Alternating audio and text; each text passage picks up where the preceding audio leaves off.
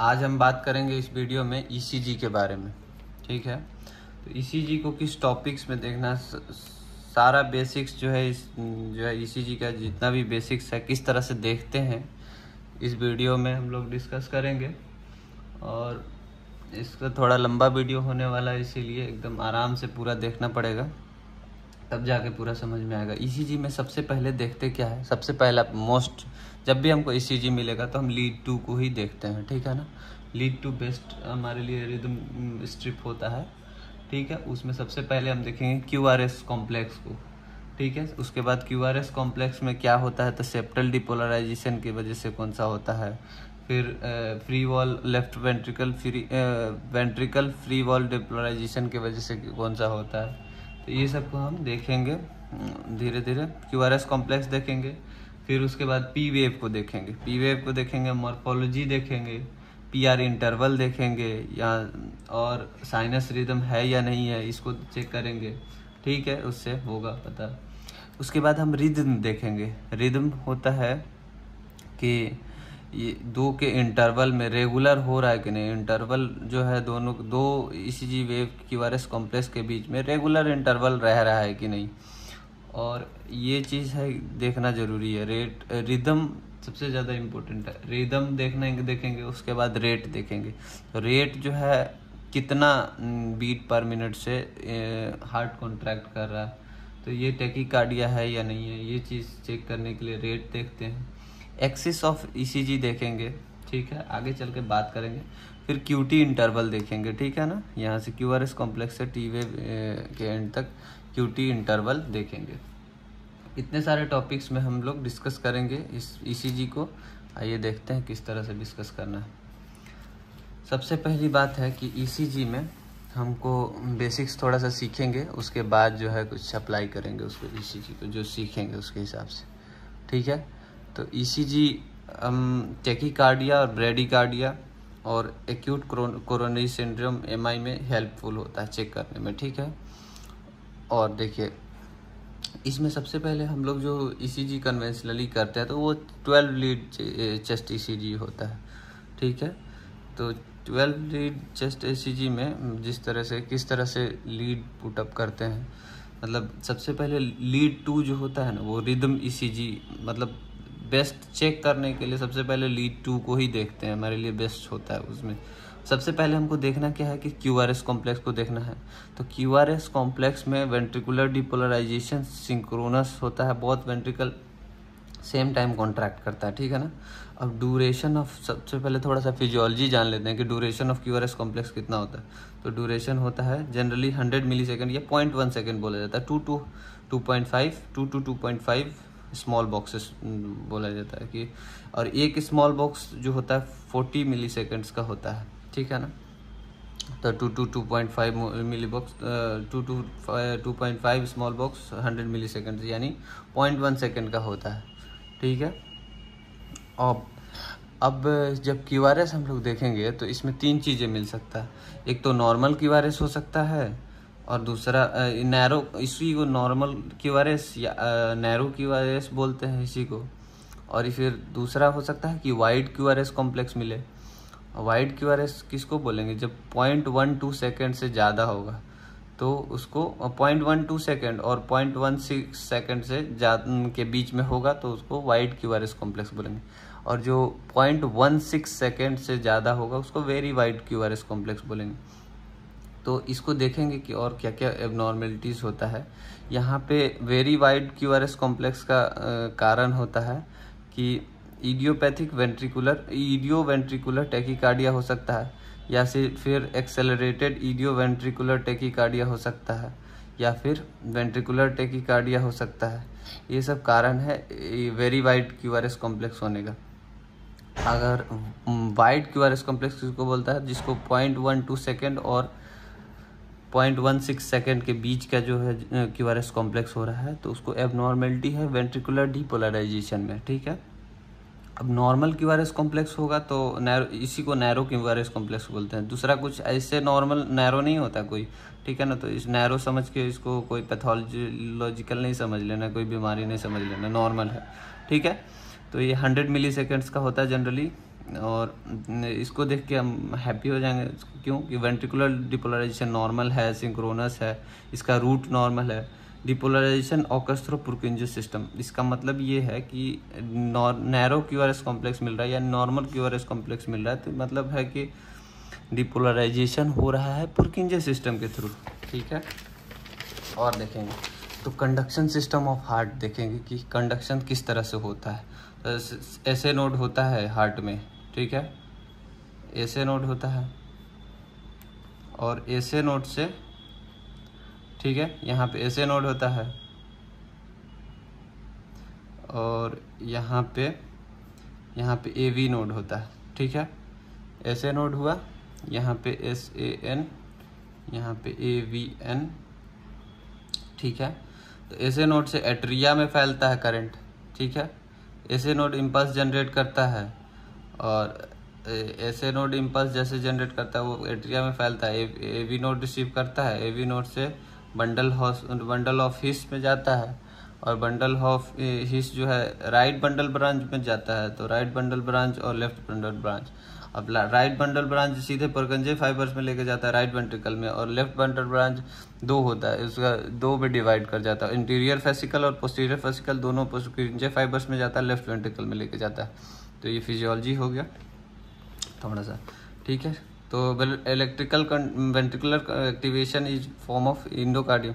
अच्छा, ये एंडोकार्डियम से लेकर एपिकार्डियम की तरफ जाता है, यानी कि जो मायोकार्डियम का जो इनर साइड है एंडोकार्डियम है और वॉल हार्ट का इनर वॉल एंडोकार्डियम, हार्ट का आउटर वॉल को एपिकार्डियम बोलते हैं। तो एंडोकार्डियम से अपर एपिकार्डियम की तरफ से करंट जाता है, अंदर से बाहर की तरफ करंट आता है। ठीक है ना, जो कि ईसीजी लीड्स में हमको परसीव करता है। ठीक है ना, नेक्स्ट है पुर्किंजे फाइबर्स लोकेटेड इनसाइड एंडोकार्डियम। ठीक है, ये सब बेसिकली पुर्किंजे फाइबर जो होता है ना सब एंडोकार्डियल लोकेटेड होता है। वेंट्रिकुलर डिपोलराइजेशन इन 3 पार्ट्स में होगा। ठीक है, तो वेंट्रिकुलर डिपोलराइजेशन किस तरह से होता है इसका वेक्टर देखते हैं। इसमें जो है ये इसी जो है इसके लिए थोड़ा सा फिजिक्स का नॉलेज होना जरूरी है। तो इसमें पहले सेप्टल डिपोलराइजेशन हो जाता है, उसके बाद फ्री वॉल डिपोलराइजेशन होता है, उसके बाद postero basal portion of left ventricular depolarization. ये वेक्टर 3 का काम करता है। वेक्टर 2 का काम मेजर वेक्टर, ये है मेजर वेक्टर, ये है माइनर।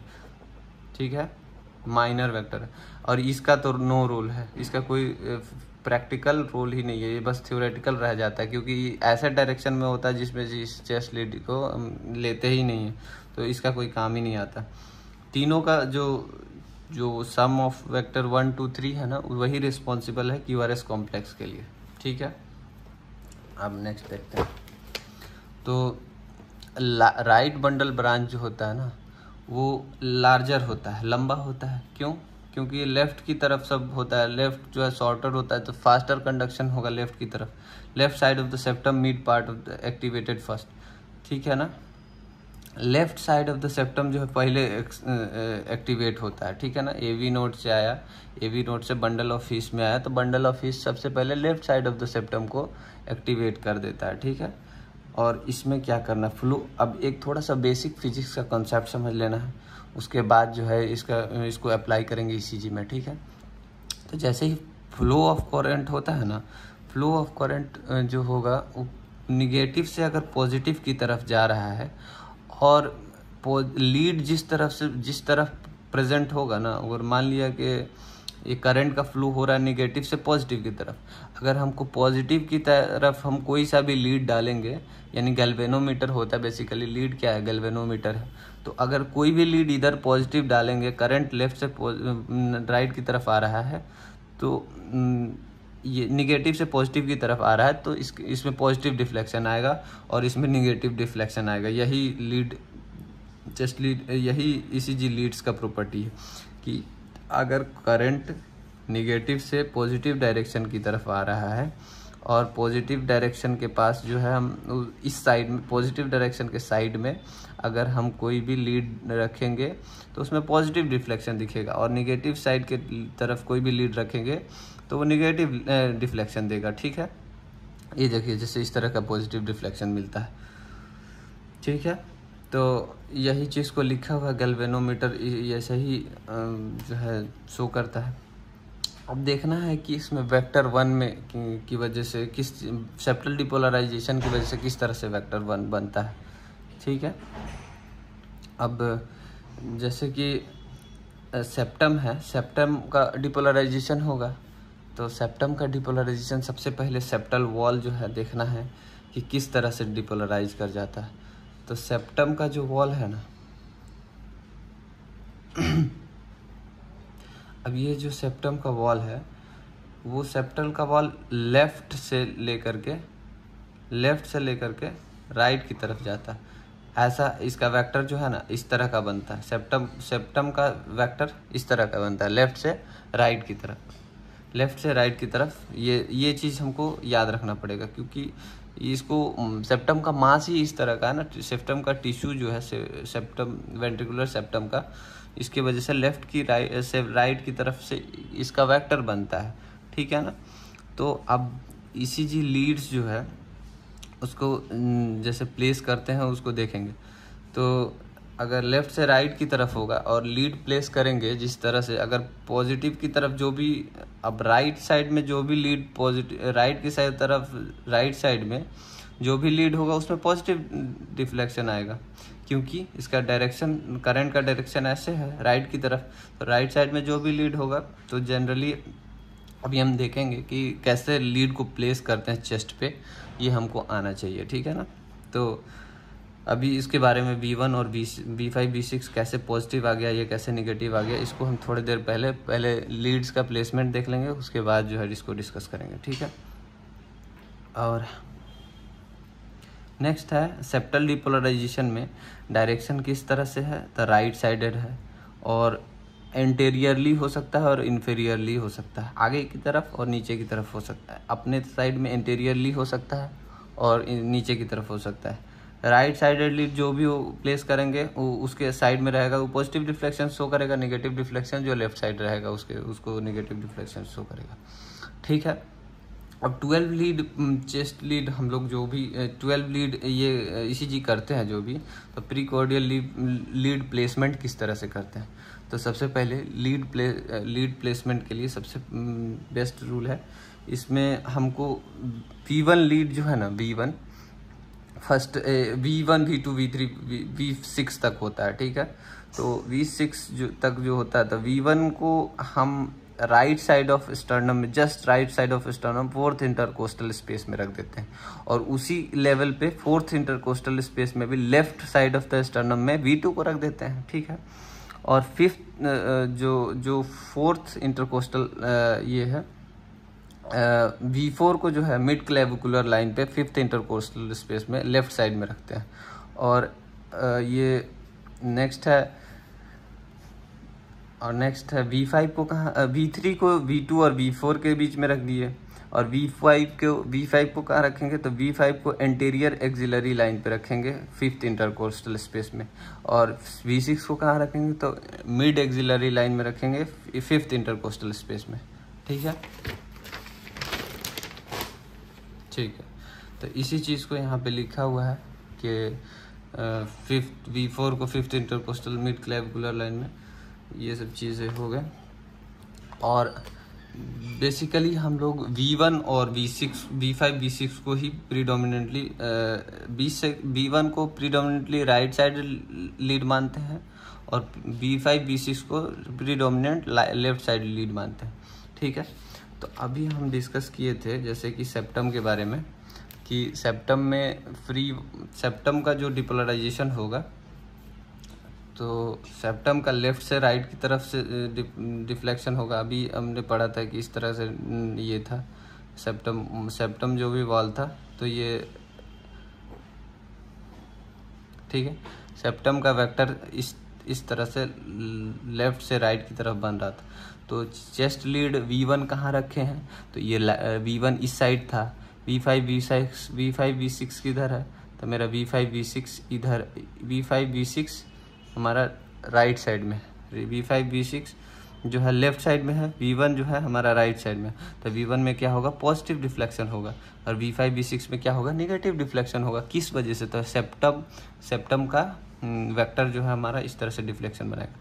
अब एक चीज़ याद रखना है कि जो भी पहला ईसीजी में जो भी पहला डिफ्लेक्शन होता है ना, पॉजिटिव वेव, अगर कोई भी पहला डिफ्लेक्शन, डॉक्टर नजीब बताया था कि जब भी कोई पहला डिफ्लेक्शन होता है, अगर पॉजिटिव डिफ्लेक्शन होगा तो उसको आर वेव बोलेंगे, और निगेटिव डिफ्लेक्शन अगर पहला होगा, जैसे ईसीजी में आता है क्या, क्यूआरएस, तो निगेटिव पहला अगर निगेटिव डिफ्लेक्शन हुआ तो उसको क्यू वेव बोलेंगे, और जो पहला पॉजिटिव वेव डिफ्लेक्शन हुआ तो आर वेव बोलेंगे, ठीक है। और वेक्टर 2 नेक्स्ट है। वेक्टर 2 किस तरीके से डिपोलराइजेशन ऑफ फ्री वॉल से बनता है, ठीक है ना। बहुत वेंट्रिकल्स जो डिपोलराइजेशन करता है, जो वेंट्रिकल का वॉल है उसके वजह से, तो इसमें major vector left ventricle wall का होता है। तो इसका वेक्टर किस डायरेक्शन में होता है, तो राइट से लेकर के लेफ्ट की तरफ होता है, ठीक है ना। इसका डायरेक्शन जो कंडक्शन टिश्यूज़ है उसको ध्यान में रखना पड़ेगा, और एंडोकार्डियम से एपिकार्डियम की तरफ से होगा। तो अब इसमें जब हम लीड लगाएंगे तो इसका देखेंगे, यही मेन इंपॉर्टेंट है, यही ईसीजी में देता है। तो राइट से लेफ्ट की तरफ डायरेक्शन है, और लेफ्ट की साइड की तरफ कौन कौन सा चेस्ट लीड लगाए हैं, तो मैंने कहा V5 V6। राइट साइड की चेस्ट लीड कौन सा लगाए हैं, तो V1। तो V5 V6 में कौन सा डिफ्लेक्शन मिलेगा, तो पॉजिटिव डिफ्लेक्शन मिलेगा। तो पॉजिटिव डिफ्लेक्शन तो कौन सा होगा, तो आर वेव निकल गया पॉजिटिव डिफ्लेक्शन। और नेक्स्ट साइड ये है V1 में क्या मिलेगा, तो V1 में जो है मिलेगा, अब तो निगेटिव डिफ्लेक्शन मिलेगा, तो R के बाद क्या आएगा, तो ऐसा आएगा, ठीक है। और नेक्स्ट है, यही चीज़ें को डिस्कस किया गया है कि when you move right side to the left side lead from V1 to V6 the height of the R wave keeps on increasing, this is known as normal R wave progression. ये बहुत ही important चीज़ है, normal R wave progression किस तरीके से, इस right से left की तरफ अगर चेस्ट मूव करोगे तो इसमें पॉजिटिव आर वेव मिलता है। जनरली सबसे हाईएस्ट होता है V5 का, जो है पोटेंशियल सबसे ज़्यादा मिलता है उसमें। और बाकी एक ये वेक्टर 3 जो है terminal portion of the QRS complex होता है, लेकिन ये थ्योरेटिकल है, इसका प्रैक्टिकल यूज़ नहीं हो पाता है, इस ईसीजी नहीं रिकॉर्ड करता है इसको। पोस्टेरोबेसल पोर्शन ऑफ द सेप्टम होता है एंड लेफ्ट वेंट्रिकल होता है, ये इसका डायरेक्शन पढ़ने का जरूरत नहीं है, ठीक है। अब नेक्स्ट है क्यूआरएस, वाइड क्यूआरएस कॉम्प्लेक्स हुआ तो मैंने पहले ही बताया कि alternate ventricle activated by alternate pathway, मैंने 0.16 सेकेंड से क्यूआरएस कॉम्प्लेक्स का नॉर्मल ड्यूरेशन क्या था, तो 0.1 सेकेंड। अगर वेरी वाइड क्यूआरएस कॉम्प्लेक्स है तो 0.16 सेकेंड से ज़्यादा होगा तभी ये होता है, तो ठीक है। और ये जो है कहता है कि अगर इस केसेस में क्या क्या होता है, तो अभी मैंने थोड़ी देर पहले बोला था कि वेंट्रिकल जो जनरेट कर रहा है अपना रिदम, इसके वजह से होता है, इसीलिए इसको कहा जाता है ईडियो वेंट्रिकुलर रिदम या एक्सेलरेटेड ईडियो वेंट्रिकुलर रिदम। अगर रेट जो है 40 to 100 पर मिनट हो रहा है तो उसको एक्सेलरेटेड, यहाँ पे 15 to 40 पर मिनट रेट इसमें जनरेट करता है वेंट्रिकल, लेकिन यहाँ पे 40 to 100 पर मिनट जनरेट करेगा एक्सेलरेटेड ईडियो वेंट्रिकुलर रेट में। अगर वेंट्रिकुलर टेकीकार्डिया बोलेंगे जब 100 से ज़्यादा रेट पर मिनट ये वेंट्रिकल जनरेट करने लग जाएगा, तो वेंट्रिकल जनरली जनरेट करता है, देखेंगे यहाँ नॉर्मली वेंट्रिकल जनरेट करता है 15 to 40 पर मिनट बीट, मतलब इम्पल्स जनरेट करता है। और नॉर्मली एट्रिया जो है हमारा कितना जनरेट करता है, ठीक है। अब क्यूआरएस कॉम्प्लेक्स के लिए कौन जिम्मेदार है कि किस वजह से क्यूआरएस कॉम्प्लेक्स हो रहा है, तो सबसे पहले एसए नोड की तरफ से ही तो करंट इम्पल्स आता है, तो जो जा कर के इधर जो है मिलता है, जो भी हमको क्यूआरएस कॉम्प्लेक्स नीचे एवी नोड के टिश्यू के थ्रू, बंडल ऑफ फिश के थ्रू मिल रहा है, जो भी वेंट्रिकुलर डिपोलराइजेशन हो रहा है तो एसए नोड की वजह से हो रहा है। तो अब एसए नोड के बारे में ईसीजी में देखेंगे कि जैसे पी वेव जो होता है ना, तो P wave plus PR segment को मिला के पीआर इंटरवल बोलते हैं, ठीक है। ये पी वेव हो गया हमारा, और ये क्यूआरएस QRS, ठीक है, टी इस तरीके से। तो ये यहाँ से लेकर के यहाँ तक पीआर इंटरवल बोलते हैं इसको। पी वेव का शुरुआत से लेकर के और पीआर सेगमेंट, ये पी वेव हो गया, ये पी वेव हो गया, ये पीआर सेगमेंट हो गया, यहाँ से यहाँ तक पीआर सेगमेंट हो गया, ठीक है। और ये 0.1 to 2.2 सेकेंड्स का इसका नॉर्मल ड्यूरेशन है। 3 to 5 स्मॉल बॉक्सेस होता है इसका पीआर इंटरवल को, वो बॉक्स में बोलो, टाइम ड्यूरेशन में बोलो। अगर 0.2 सेकेंड से ज़्यादा होता है तो इसको प्रोलॉन्ग पीआर इंटरवल बोलते हैं, ठीक है। ऐसे नोड है, पेसमेकर पोटेंशियल है, उसका इम्पल्स जनरेट करने का कैपेसिटी, ठीक है ना। SA node activates atria first positive wave deflection known as P wave, called as P wave. Atria SA node impulse generate करता है, ठीक है ना, एक्टिवेट्स करता है एट्रिया को, डिपोलराइज कर देता है, तो फर्स्ट पी वेव जनरेट होता है, तो उसको कहते हैं पी वेव, ठीक है ना। तो पी वेव का जनरली 2.5/2.5 रूल चलता है कि 2.5 इस बॉक्स लेंथ होगा उसका, 2.5 बॉक्स है इसका हाइट होगा। अगर इसमें कोई भी एबनॉर्मलिटी होगा तो इसको एबनॉर्मल पी वेव बोलेंगे। असेंडिंग लिम्ब होता है राइट एट्रियम का डिपोलराइजेशन की वजह से, डिसेंडिंग लिम्ब होता है लेफ्ट एट्रियम का डिपोलराइजेशन की वजह से, ठीक है ना। अब नेक्स्ट है, अगर कोई भी इसमें problem, time taken by the impulse from atria to the upper portion of the bundle of His is called as PR segment. 3 parts होता है इसका, ठीक है ना। पीआर सेगमेंट किस टाइम जो है किस कहाँ से कहाँ तक, तो एट्रिया से, पीआर सेगमेंट का बात हो रहा है, पीआर सेगमेंट, ठीक है ना। एट्रिया से लेकर के पीआर सेगमेंट है 3 parts. Bundle of fish, upper portion of the bundle of fish में जो भी टाइम लग रहा है उसको, अब एट्रिया से एवी नोड में जाएगा तो उसमें कुछ टाइम लगेगा, फिर इंट्रा एवी नोडल टिश्यू में जाएगा तो normal AV node delay 0.1 second का होता है। ये हम जानते हैं कि एवी नोड टिश्यू जो है उसका अलग ही प्रॉपर्टी, वो अपने हिसाब से कंडक्शन करता है, वो नॉर्मल कंडक्शन टिश्यू की तरह नहीं है। AV node to upper part of the bundle of His, इसमें जो टाइम लगता है, इसमें all these are element electrically inert to the conduction, ये सब इलेक्ट्रिकली इनर्ट होता है, मतलब इसका कंडक्शन सिस्टम अलग ही चलता है, ठीक है ना। और because of they are electrically inert, you will not get any deflection in the ECG because these are AV nodal tissue, ठीक है। First electrically active portion of the atria क्या है, एंड सेकंड इलेक्ट्रिकली एक्टिव जो है, first electrically active portion क्या है, atria है। Second electrically active portion क्या है, वेंट्रिकल है, ठीक है ना। तो अब ऐसे नोड से टाइम जो लगता है और अपर part of bundle of fish जाने में जो टाइम लगता है उसको पीआर इंटरवल बोलते हैं। पीआर इंटरवल क्या होता है, P wave plus PR segment होता है। प्रोलॉन्ग पीआर इंटरवल का मतलब क्या है, तो सम इश्यूज है, कहीं एट्रिया में इश्यूज हो सकता है, एवी नोड में इश्यूज हो सकता है, अपर part of the bundle of fish में इश्यूज हो सकता है।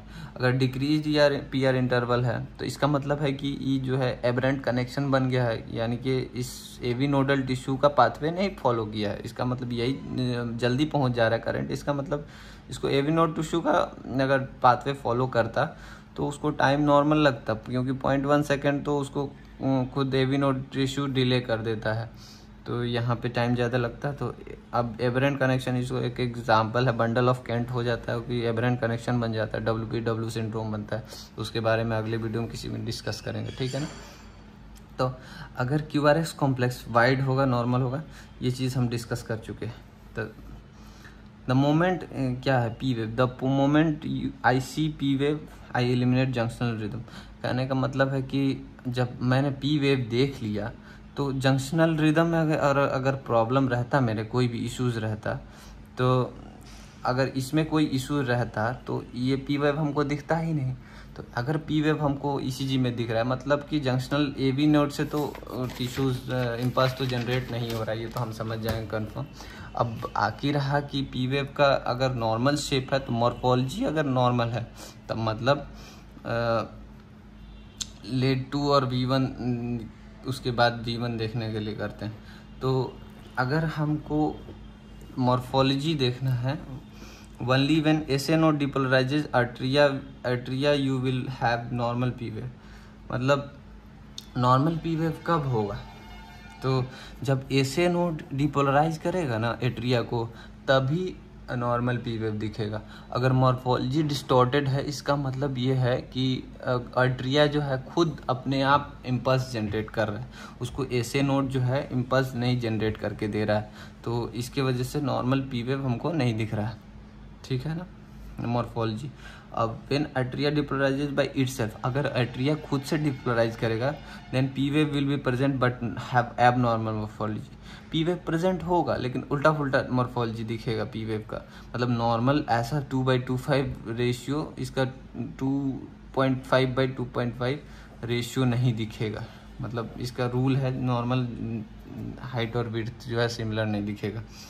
तो अब ईसीजी देखने का स्टेप सबसे पहले क्या देखें, तो ईसीजी लीड 2 देखा।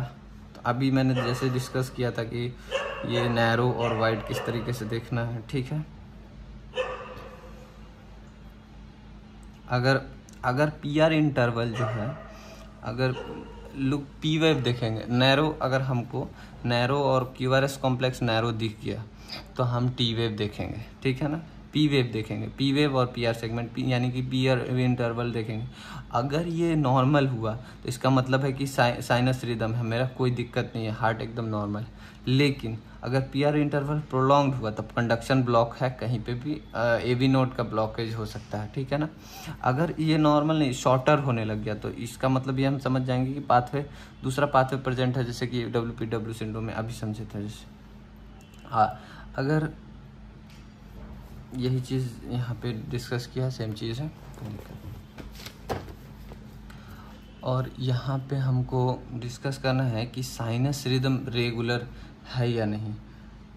तो हमने सबसे पहले बोला था कि जो है ये 3rd नंबर पे देख रहे हैं कि रेगुलर है कि नहीं, रिदम देखना है हमको। रिदम क्या होता है, तो रिदम का मतलब है कि जो है हमारा क्यूआरएस कॉम्प्लेक्स नॉर्मल, मतलब एक समान इंटरवल के बीच बाद आ रहा है या नहीं, कि इंटरवल अलग अलग टाइम पे तो नहीं हो रहा है। जैसे इंस्पिरेशन एक्सपिरेशन में थोड़ा 1 to 2 बॉक्सेस का डिफरेंसेस होता है, लेकिन उससे ज़्यादा अगर डिफरेंसेस है रिदम में, मतलब एक क्यूआरएस कॉम्प्लेक्स 22 बॉक्सेस में आ रहा है, फिर अगला जो है 25-30 में आ रहा है। मतलब जो है हार्ट जो है ना डिपोलराइजेशन का जो है टाइम ड्यूरेशन चेंज हो जाएगा। अगर सेम इंटरवल पे अगर डिपोलराइज कर रहा है एट्रिया वेंट्रिकल, तो इसको बोलेंगे साइनस रिदम। मतलब सेम इम्पल्स जो जनरेट कर रहा है वो इक्वल इंटरवल पे जनरेट कर रहा है। बट अगर इरेगुलर रिदम होगा तो वो इम्पल्स जो जनरेट करेगा वो इरेगुलरली करेगा। ठीक है, अगर पी वेव मॉर्फोलॉजी नॉर्मल है तो हम ये नहीं कहेंगे कि एट्रिया रिदम जनरेट किया, हम कहेंगे साइनस रिदम, साइनस ऐसे नोड जनरेट किया रिदम। ठीक है ना। रेट को कैसे कैलकुलेट करते हैं, तो रेट को कैलकुलेट करने के लिए एक 1500 divided by number of small boxes करेंगे। ठीक है, अगर यहाँ पे नॉर्मल रेट्स वगैरह देख लेते हैं। साइनस ऐसे नोड जो है, ऐसे नोड कितना इम्पल्स जनरेट करता है पर मिनट में, तो 60 to 100। जंक्शनल यानी एवी नोडल टिश्यूज और atria tissues 40 to 60 beats per minute ये खुद इम्पल्स जनरेट करता है। वेंट्रिकल जो है 15 to 40 beats per minute generate करता है।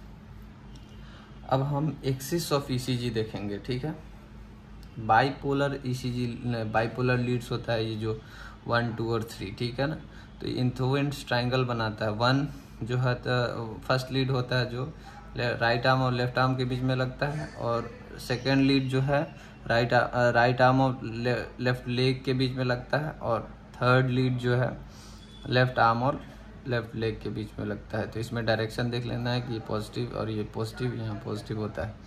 ठीक है ना, बेसिकली लेफ्ट लेग और लेफ्ट आर्म की तरफ पॉजिटिव डायरेक्शन होता है। ठीक है ना। ऑगमेंटेड लीव, यूनिपोलर लीव क्या होता है, यूनिपोलर लीड्स जो कि AVF, AVL, AVR। ठीक है ना, AVF, AVL, AVR। तो AVF जो है ना वो परपेंडिकुलर टू फर्स्ट लीड के परपेंडिकुलर इसका वेक्टर आता है, और AVL का जो है perpendicular to second lead, AVR का परपेंडिकुलर टू थर्ड लीड आता है। तो इसका यूजेस देखेंगे अभी जब ECG हम देखेंगे। ठीक है ना। अब रहा कि जो है यहाँ पे हम ये इसका ECG का डायरेक्शन देखना है कि किस तरीके से ECG का डायरेक्शन हम निकालेंगे। तो ये 0 डिग्री पे जो है ना फर्स्ट लीड का होता है डायरेक्शन, सेकंड लीड का 60 डिग्री पे होता है, थर्ड लीड जो है 120 डिग्री पे होता है। AVF सबसे पहले AVF जो है फर्स्ट लीड के परपेंडिकुलर, तो ये फर्स्ट लीड के परपेंडिकुलर 90 डिग्री पे है। AVL जो है सेकंड लीड के परपेंडिकुलर है, यहाँ पे इस सेकंड लीड के परपेंडिकुलर AVL -30 डिग्री पे आया। AVR थर्ड लीड के परपेंडिकुलर है तो -150 डिग्री पे आता है। तो normal axis of the heart जो है ना ECG का नॉर्मल एक्सिस है 0 to 90 डिग्री, अब यहीं के बीच में होता है। तो जब हम इसको देखना है कि हमारा axis of the normal axis क्या होगा। अब थोड़ा सा इसमें थ्योरी है कि एनीथिंग बियॉन्ड द लेफ्ट, जो भी इसके लेफ्ट एक्सिस, लेफ्टवर्ड एक्सिस मतलब इसके बाद बियॉन्ड है, anything beyond the leftward axis is called left axis deviation. इसके बाद जो भी होगा लेफ्ट एक्सिस डेविएशन, इसके बाद जो भी होगा तो राइट एक्सिस डेविएशन बोलेंगे उसको, ठीक है ना। ठीक है, तो अब हम इसका डायरेक्शन कैसे बताएंगे। तो यहाँ पे अगर हम जैसे कि ECG किसी का देखेंगे तो ECG हम जब देखते हैं ना तो हमको पता चलेगा कि ये किस डायरेक्शन में ECG है। इसके लीड 2 देखा तो 10 इसमें इम्पल्स। बेसिकली जो भी ये बाइपोलर लीड्स है इसका काम होता है वोल्टेज बताना, ठीक है ना, वोल्टेज बताता है इसका, ये वोल्टेज जो है कितना इम्पल्स का वोल्टेज आ रहा है इसको बताता है। तो इसमें 10 बॉक्स कवर कर रहा है, ये 8 बॉक्स लीड 1 कर रहा है, तो और बाकी सब 2, 3, 6 मतलब बाकी सब जितना भी लीड है सब कम इम्पल्सेस जनरेट करता है। बेसिकली जो भी वेक्टर होगा ECG का इसी दोनों के बीच में होगा, लीड 1 और लीड 2 के बीच में होगा। तो ज़्यादा है लीड 2 तो यानी कि लीड 2 के नियर होगा, तो इसीलिए हम बोल देंगे कि जो है ECG का जो है जनरली 30 to 60 डिग्री के बीच में, क्योंकि लीड 2 और लीड 1 के बीच में normal axis of the ECG होता है, ठीक है ना। और एक और मेथड होता है लेकिन उसको हमको जानने की ज़रूरत नहीं है, ठीक है ना। एक और लास्ट कॉन्सेप्ट है वेंट्रिकुलर रिपोलराइजेशन देखेंगे। लास्ट का हमारा बच गया था वेंट्रिकुलर QT इंटरवल देखना। तो QT इंटरवल क्या होता है, the beginning of QRS complex to the end of the T wave. QRS complex plus ST segment 0.42 second male में होता है, 0.44 सेकंड फीमेल में होता है। अगर 0.48 सेकंड यानी 12 स्मॉल बॉक्सेस से ज़्यादा होगा तो इसको प्रोलॉन्ग QT देखेंगे को मिलेगा। अब प्रोलॉन्ग QT का बहुत सारा कारण होता है। प्रोलॉन्ग QT का कारण है वेंट्रिकुलर टेकीकार्डिया, वेंट्रिकुलर टेकीकार्डिया हो सकता है, रिपोलराइजेशन अफेक्टेड है, वेंट्रिकुलर रिपोलराइजेशन अफेक्टेड है। पोटेशियम चैनल जो भी ड्रग है, फेज 3 ड्रग्स है, एमियोडोरोन, एबुटेलाइड, वर्नाकेलेंट, ये सब जो है अफेक्ट करता है QT प्रोलॉन्गेशन। तो अभी हम देख लिए जैसे कि यहाँ पे हम पढ़ रहे थे, अभी थोड़ा देर पहले पढ़ रहे थे कि सेप्टल वॉल से जो भी डिपोलराइजेशन होता है ना, तो सेप्टल वॉल का डायरेक्शन लेफ्ट से राइट की तरफ होता है, ठीक है। जैसे कि अभी हम एक और कंसेप्ट यहाँ पे हमको बताना रह गया कि सेप्टम का जो डायरेक्शन है, जैसे कि यहाँ पे एक और कंसेप्ट को लास्ट में देख लेते हैं कि सेप्टम वॉल, सेप्टम का जो वेक्टर बनेगा हमारा, वेक्टर 1 जो बनता है इसमें ECG में, तो उस सेप्टम का लेफ्ट से राइट की तरफ डायरेक्शन होता है। तो V1 लीड में देखेंगे कि पॉजिटिव डिफ्लेक्शन होता है। कैसे? क्योंकि लेफ्ट से राइट की तरफ है, V1 लीड भी राइट की तरफ होता है तो पॉजिटिव डिफ्लेक्शन बनता है। तो यहाँ पे हम देखेंगे कि V1 लीड देखें, अब यहाँ पे सेप्टल डिपोलराइजेशन की वजह से एक पॉजिटिव आर वेव बना, ठीक है, पॉजिटिव आर वेव भी दिखा, हाँ, जैसे कि पॉजिटिव आर वेव दिख गया, तो ये रहा पॉजिटिव आर वेव जो कि V1 लीड में दिखेगा क्योंकि ये पॉजिटिव साइड प्लेस्ड होता है, ठीक है।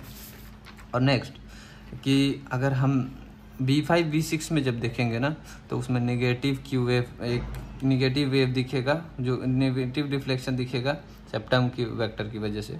तो यहाँ पे दिखेगा हमको V5 V6 में, जैसे कि V5 V6 में जैसे यहाँ पे दिख रहा है V5 और V6 में दोनों में नेगेटिव वेव दिख रहा है, जो नेगेटिव डिफ्लेक्शन दिख रहा है, जो कि Q वेव इसको बोलेंगे सेप्टल डिपोलराइजेशन की वजह से, ठीक है। और जो कि वेक्टर 2 था, वेक्टर 2 इसके वजह से बन रहा था, किस वजह से, तो फ्री वॉल डिपोलराइजेशन, यही मेजर वेक्टर था। तो मेजर वेक्टर जैसे कि हमने बोला, मेजर वेक्टर जो है V1 लीड में क्या दिखेगा, निगेटिव दिखेगा। तो V1 में हमको कुछ निगेटिव दिखेगा, तो निगेटिव ये देखिए, जैसे कि ये वाला दिखा। तो S wave left ventricular free wall, जो भी ventricle free wall ventricle depolarization की वजह से नेगेटिव वेव दिखा था, जिसको हम एस वेव बोलेंगे, ठीक है ना। और नेक्स्ट, और V5 V6 में जो कि लेफ्ट साइड प्लेट से लीड होता है, उसमें पॉजिटिव आर वेव दिखेगा। तो positive R wave V5 V6 में यहाँ पे हम देखेंगे, V5 V6 में positive R wave due to free wall depolarization में, फ्री वॉल डिपोलराइजेशन की वजह से, वेंट्रिकुलर का वॉल के वजह से डिपोलराइजेशन देखने को मिलता है हमको, ठीक है ना। और जैसे कि हमने बताया कि ये आर वेव का प्रोग्रेशन होता है, जैसे कि यहाँ पे भी हमको देखने से मिल रहा है कि V5 V6 का जो पोटेंशियल है, यहाँ से यहाँ तक लेकर के इसको पोटेंशियल को दर्शाता है। तो ये पोटेंशियल सबसे ज़्यादा लग रहा है V5 V6 का, हमको लगता है V5 का ही सबसे ज़्यादा पोटेंशियल लग रहा है। बाकी सबका देखो, इसका V1 से कम है, फिर V2 का भी कम है, V3 का भी उससे ज़्यादा, फिर V4 का उससे ज़्यादा, V5 का मैक्सिमम जैसे बताया था, ठीक है। Thank you.